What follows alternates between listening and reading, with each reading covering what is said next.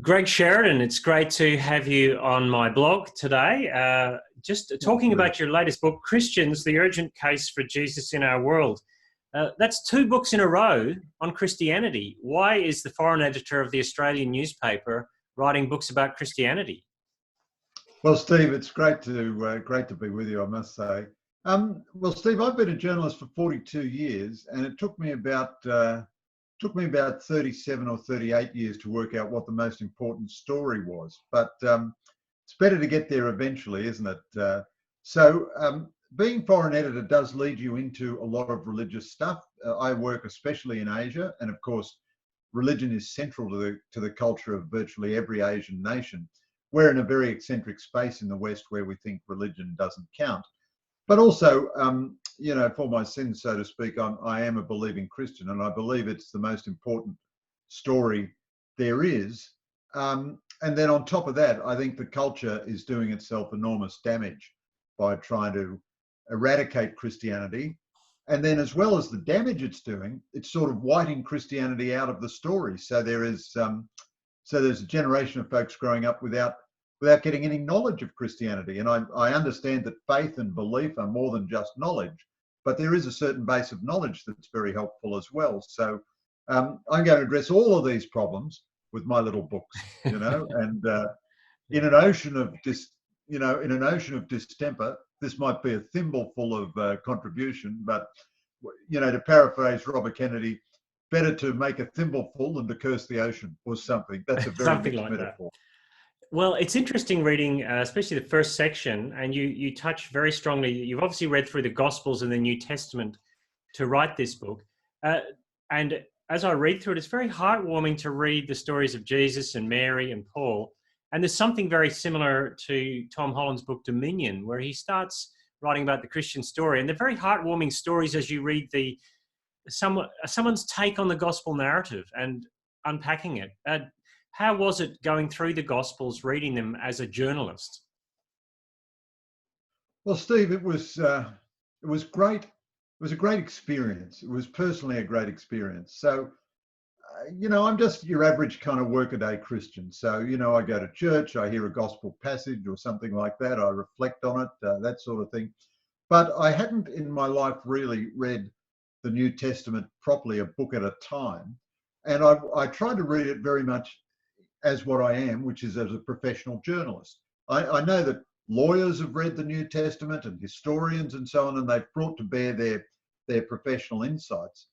When you read the New Testament in a very straightforward way, looking for meaning and narrative and character, and you read it, I tried to read it a book at a time so that I wasn't focusing too much on the deep theological implications of every verse, but getting the whole story. And first of all, it's incredibly powerful.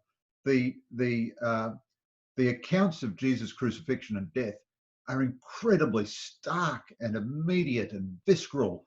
They just cry out to you. They grab you. The moment on the cross where Jesus, who has borne all this suffering with tremendous dignity, cries out, "I thirst." I just found that a very overwhelming moment. And the moment too where he's on the cross and he looks down at his mother and at his faithful disciple and he says, "Woman, this is your son," and to the disciple, "This is your mother." Now there's all kinds of theological freight to that, but just the human dimension of Jesus in extremity, concerned for his mother, asking his best friend to look after his mother. So it was enormously powerful. But I would venture to say, without being claiming too much for journalism, reading it all as a journalist does give you some little glints of insight into it. Of the four Gospels, they're all magnificent. The one I like the most is Luke, partly because Luke tells you that he's writing like a journalist. He says at the start, "Okay, I'm the Bob Woodward of the Jesus movement. I've interviewed everybody. I've read all the accounts," and then he gives you all these great scoops from early on in the story with Mary. And so, to a journalist, what you say is, "Well, Luke has got great scoops there." And what is his source? It's got to be Mary, directly or indirectly. The ancient church tradition was that Peter was the source of Mark. And Mark has all these episodes which are tremendously disobliging to Peter. You Of know, course. Peter declares himself for Jesus and then goes to sleep in the Garden of Gethsemane when Jesus asked him to stay awake. Then he denies Jesus 3 times and he weeps bitter tears at his own weakness. And that has the ring of truth to me about it too. And if Peter was Mark's source, Peter was the boss, and he would have said to Mark, I want you to include these episodes to show people how fallible and hopeless and weak we apostles were, and yet Jesus saved us in the end. And then, of course, the letters of Paul are just so full of irascible humanity. These are not the deep theological passages, but where he's having an argument with Peter, and then when he tells the people misleading the Galatians to go and castrate themselves, and he's spending so much time on fundraising and so on. Now that shouldn't distract you from the profound theological insights of Paul, but there's a real human character here, which any journalist can spot, and which the final reflection for you also, I think, goes to the authenticity of these documents, because if you were making them up, you wouldn't include all that stuff. That has the ring of absolute truth about it to me. Yeah, and I think that that's a big issue for me thinking through it. That it's that the veracity, the feeling of veracity, that often scholarship, especially in the 20th century, has clouded over, and as it's sort of smuggled in the idea of complete myth into the New Testament. So as I'm reading it, I'm going, if you were writing to someone who hadn't read the New Testament, it feels like it strips away the layers of obfuscation, I suppose. Is that what you're trying to do? If someone came into Dimmicks to buy a book about what's Christianity about, you might want to say, well, let's start at the bedrock level. Well, that is certainly my ambition, Steve, and who knows whether I've had any success in it, but that is certainly my ambition. So I am not anti-scholar. I mustn't be defensive about it, but there was a review at the weekend which said there's a certain anti-intellectualism and anti-scholarship in Sheridan's piece. Not at all. I'm all for scholarship, but scholarship has to recognise its own limits. So I make a case that you can't sort of, impose your own identity on the Gospels and claim that that's scholarship. Also, there are limits to what you can infer and deduce about authorship and all of that. But before you get to that, how about you just read the thing first and read it for meaning? And the comparison I would make is, would you rather go to a Shakespeare play, say Romeo and Juliet, or would you rather read a book of literary criticism about Shakespeare? Now, there is a place for books of literary criticism about Shakespeare. I'm not against that. But you're going to get the power of Shakespeare by going to the play first. The Gospels and the letters of Paul and the other letters in the New Testament are more or less 90% or more than 90% intelligible to any ordinary reader. There are things in them which are profound and difficult and involve great mysteries, and there are paradoxes and so on.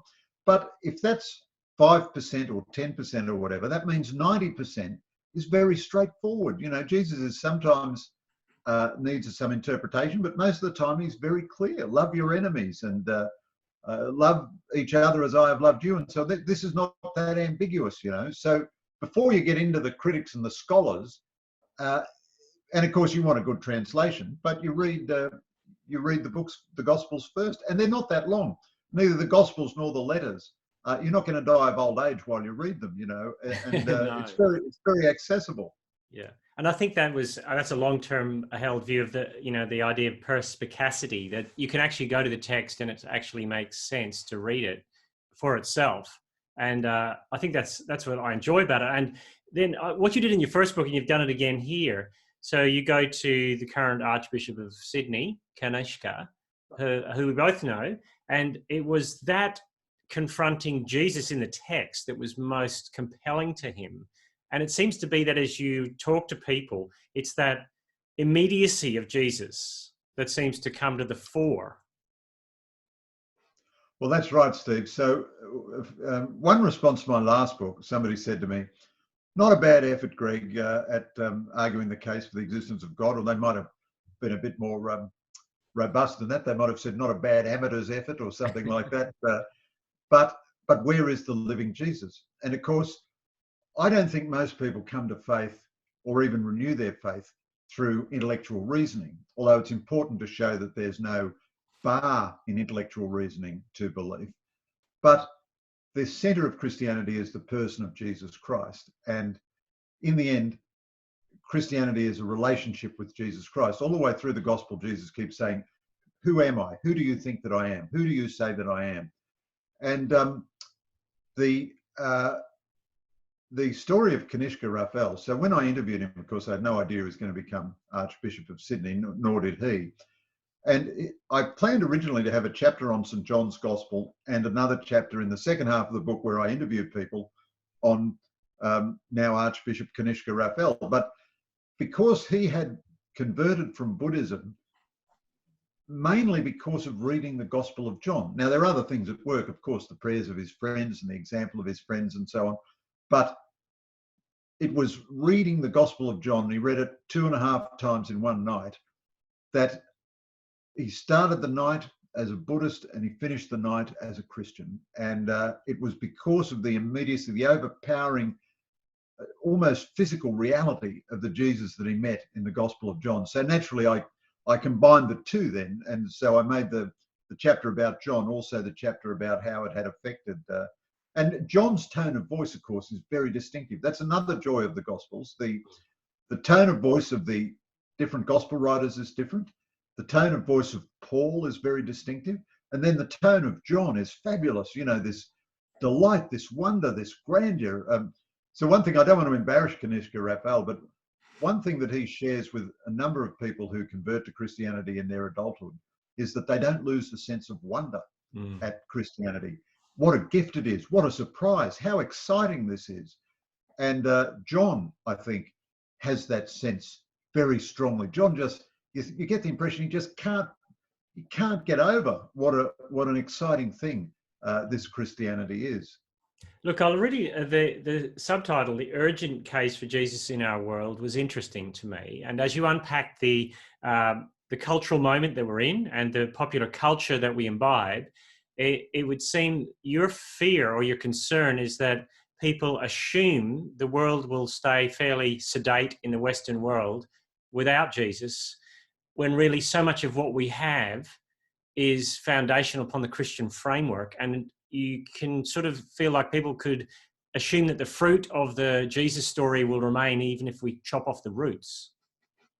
Yes, and I think that is a common assumption, and it's mistaken. So I'm not arguing for the past. The past was a foreign country and it had plenty of villains and plenty of catastrophes. But you do want to understand the dynamics that are at work in society today. For a long time, so the God is Dead movement has been going for a few hundred years. But for a very long time, a society will live off the moral capital of Christianity. And you can plot this in very technical ways. The categories with which the first sort of high-profile atheist detractors of Christianity attacked Christianity were all Christian categories. So there was an assumption of a moral order, of an objective good and evil, of the proneness to wickedness in human beings, but also the call to higher things. And for a long time, society continues to use those categories. But eventually, if you absolutely cut off those categories from their roots, there's nothing given in those categories. There's nothing given about universal human rights. I don't want to demonize him at all. He's a very fine man, but I was on a panel with Peter Singer, the atheist philosopher, on Q&A, and I was challenging him about his view in one of his books that handicapped children whose parents don't want them should be just left to die. And he said to me, but Greg, surely you don't think that simply because they're members of our species, we should keep them alive? And I said, yes, Peter, that is exactly what I think. Simply because they are human beings, they have human dignity. Now, that view that human beings have an essential, an ineradicable, and intrinsic human dignity, that emerges out of the Jewish and Christian traditions. And if you wipe those traditions out, eventually you don't get a kumbaya, sweet consensus. You get a very ugly contest of power. And the only thing that mediates anything is power. And to finish on a very trivial political note, one of my favourite columnists in the world, Ross Douthat, So I think the left, to some extent, this is not a left-right book at all. It's a very unusual comment for me to make in terms of the book, but I think the left has got a real problem in the way it's denying God.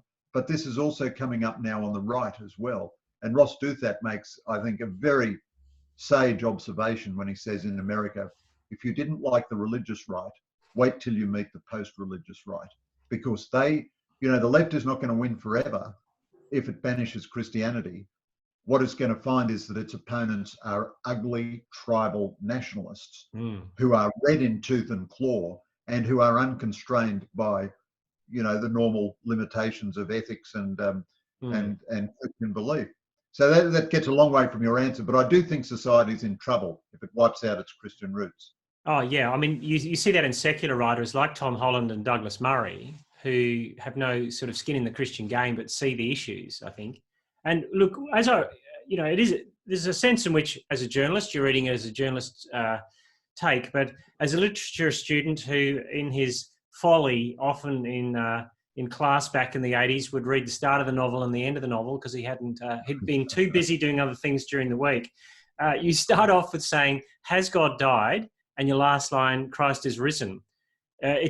You're actually trying to compel us, aren't you, that there's hope, that the culture is saying, "Has God died?" But the resurrection seems to be the place you land. Well, that's right. I mean, so Jesus conquers death through the resurrection, and he gives us all the hope of eternal life. It's kind of you to say I'm trying to compel readers. I'm trying to persuade readers, perhaps, or seduce readers or something. But one proposition I do advance, Stephen, I'd be very interested in your reaction to this.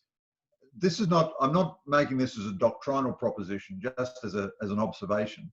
It seems to me the crucifixion is even more radical than the resurrection.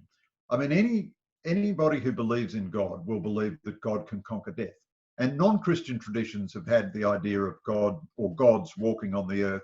It's not like Jesus, Krishna walked on the earth, the ancient Greek gods interacted with human beings.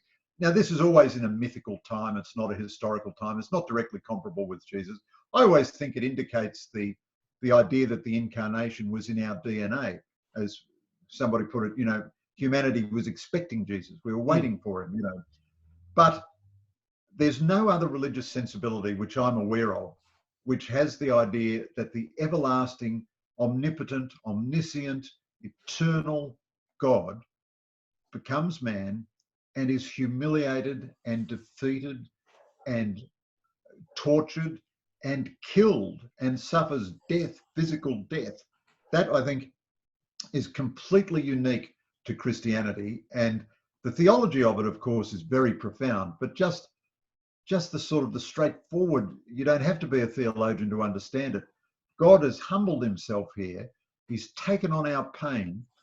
And the things he says on the cross have their consoling element, but there's no doubt that he is suffering on the cross. This is not a sublime experience for him, which he rises above because of his godly status. No. And that, I think, is a sign of immense solidarity of Jesus with humanity. And of course, it's our salvation. But it also just strikes me as astonishingly radical. And when you think about it, it's kind of, it quite bowls you over, or it did me anyway. Yeah. I mean, that's if you read through 1 Corinthians, to a very proud church in a very proud city, Paul takes 14 chapters on the crucifixion frameworks before he gets to resurrection in chapter 15, because it's so ingrained in our proud DNA that the power structure, how we do power. Humility wasn't a virtue back in the pagan days, was it? It was not seen as something to aspire to. That wasn't on the cards. Well, you're absolutely right. The crucifixion it's astonishing for us. It was even more astonishing for the ancient world. I mean, the crucifixion was the most humiliating death you could die. It was a death reserved for slaves. Only a small minority of the crucified got proper burials as Jesus did. Some others did, certainly, but typically the bodies were just thrown into a pit. Viktor Frankl, who survived Nazi death camps, says that the worst aspect of beatings, he took a number of beatings when he was in these camps, and of course the physical pain was horrible, But the worst aspect of it was the humiliation, the implied insult, the affront to his dignity as a human being. And Jesus' dignity is immensely affronted as a human being in the treatment of the crucifixion. And it was, you'll remember the phrase, what was it, a scandal to the Jews and a stumbling something block. to the Gentiles. Yeah. I can't call the phrase to mind, but it was culturally, so theologically it was tremendously important, but culturally it was absolutely the wildest idea of the ancient world, that the Lord your God, and indeed for the first few centuries, Christians didn't even use the cross. I mean, they were scared. It was used by their enemies as a sign of their humiliation. And eventually Christians got the idea, actually, Jesus intended to die on the cross. You know, this was what he intended to do. And flipping that whole power weakness thing, that the cross is actually the power of God, as it says in Corinthians. And look, it's interesting that one of the books you reference is my favorite novel of all time, Gilead by Mary Lynn Robinson. Well, my favorite 21st century novel. But you can't buy that in a Christian bookshop. Yet for me as a pastor, it's one of the most pastorally revealing books. So we will, I think, buy your books in Christian bookshops, and we do, because I see them there. But if you go to Dymocks, who are you wanting to pick that book up as they're looking at the shelves to think what they might read? I will answer you, but can I digress for a second on Marilyn Robinson?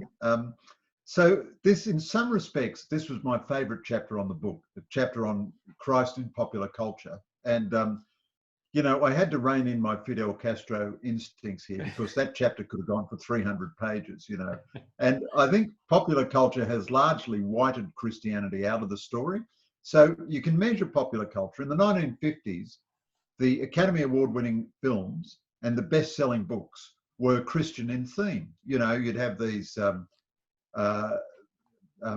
How Green Was My Valley with the wonderful Protestant pastor. You'd have Bing Crosby and Spencer Tracy and Gregory Peck playing Catholic priests. I mean, you can't get any better than that. The Bishop's Wife had Cary Grant playing the angel. Angels did, you know, it's good PR to have the most charming guy in the world play the angel. And then Christianity sort of disappeared, and then Christian figures became figures of mockery or fun, or they were bad people. Priests and pastors in films became either dishonest or superstitious or child abusers or adulterers or thieves or whatever. And the great Christian literature of the 20th century, novelists like Willa Cather, she was a Baptist, she became an Episcopalian, the most wonderful novels. That all kind of disappeared. But I sense that actually there's a bit more Christianity in recent years. So I go through quite a lot of TV series and films where Christianity seems to be making a comeback for all sorts of odd reasons. One series I reference is Jane the Virgin. Now, the last series or two are pretty weird in Jane the Virgin, so I'd have to qualify my recommendation there. But the first several series, because it's seeking to present honestly a picture of Hispanic life, it presents a pro-Christian life, because most Hispanics are Christian believers. You know, you can't honestly deal with them and not deal with their faith. And it's very positive. So instead of being a mocking title, Jane's commitment to remaining a virgin until she's married is affirmed. It's not made a universal virtue in the series, but it's affirmed. It's her choice. It's a good choice. Her religion is regarded all the way through as a central part of her identity and as a good thing. And it's shared in her community. You know, there's a moment of family stress and everybody drops to their knees and begins the Lord's Prayer in Spanish and so on. And I think, wow, this is a bit exciting. This is only one bit of the popular culture compared to, you know, 90% of hostility. And then the literature question, you know, somebody said to me, all the novelists you like are 100 years old. And that was a bit disturbing, you know, so Willa Cather, Evelyn Waugh, Graham Greene, what have you. But Marilyn Robinson, I came across in doing this book, and I'd agree with you. Gilead, I certainly think Gilead is the most important Christian novel of the 21st century, and it is a supremely beautiful novel. The reflections of a Congregationalist minister, aged 77, likely to die quite soon, who's married late and has a 7-year-old son. You'd think you couldn't describe something less interesting than that, but in fact, it won the Pulitzer Prize. So it won tremendous acclaim in the secular culture. And I've recommended it to loads and loads of atheist friends. And without exception, they've all written back to me saying, this is a magnificent novel. I was profoundly moved by this novel. Now, I'm not Marilyn Robinson and I'm not Willa Cather, I'm not Evelyn Waugh. Who do I want to read this book? Well, again, Steve, I'd say I approached this question, perhaps unsuccessfully, as a mainstream journalist. I really am writing for a mainstream audience, that is to say, for everyone. So I'm not aiming at a niche. I hope that believing Christians might read it and find something that refreshes or reinforces their belief. I hope that Christians who've fallen away from practice might read it and think it's worth thinking about again. I hope open-minded atheists might read it and say, oh, that's worth thinking about. I hope closed-minded atheists might read it and say, that's swine, Sheridan, or maybe perhaps that's some. I hope people of different faiths might read it. So I had friends read different chapters for me and give me some technical advice. And some of them would sometimes say, you know, this thing which you've worked out here through your baby steps, there is a theological term for this. Why don't you use X, Y, Z? And I really avoided the theological terms, not in an artificial way, but I wrote about it as I'd write an article for the Australian newspaper. You know, I expected the reader to be sort of, you know, just an intelligent layperson. It wasn't meant. So there's no doubt about my position. I'm a believing Christian. I don't hide that or anything like that. But you don't have to be a believing Christian to I think, to enjoy it. And I'm trying to argue from first principles, and then in some chapters present evidence, you know, on the chapters about Chinese Christianity and so on. So that's a long-winded way of saying this sounds a bit twee or a bit pat or a bit vainglorious or something, but I actually was hoping that this is a book, this opens a conversation which anyone can join. They might join the conversation by reading it and saying, well, that is rubbish. Somebody wrote into the Australian at the weekend and said, I found Greg Sheridan's first book polite, good-humoured, and extremely unconvincing. Well, that's a fair enough reaction. And if they were kind enough to read it, and I didn't succeed in, you know, persuading them, fair enough. But if they've enjoyed it as a read, well, then as a journalist or as an author, I'm happy about that too.